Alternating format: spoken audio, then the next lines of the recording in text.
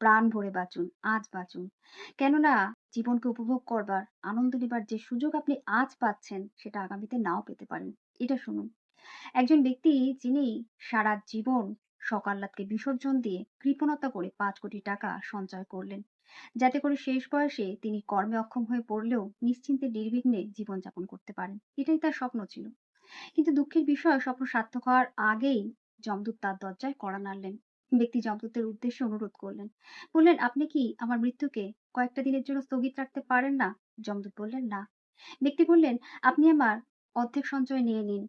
আপনি আমাকে মাত্র ৩ দিনের জীবন দিয়ে দিন।" যমদূত রাজি হলেন না। ব্যক্তি যমদূতের পায়ে পড়ে কাঁদতে লাগলেন, মিনতি করতে লাগলেন। বললেন, "আপনি আমার সম্পূর্ণ সঞ্চয় নিয়ে নিন। বিনিময়ে আমাকে অন্তত ১ দিনের জীবন দিয়ে দিন।" যমদূত নিজের জায়গায় অটল রইলেন। তিনি রাজি হলেন না। শেষে অনেক কাকুতি মিনতির পর যমদূত দয়াবশত ব্যক্তিকে সুযোগ দিলেন। তিনি ব্যক্তিকে একটি বার্তা লেখার সময় দিলেন।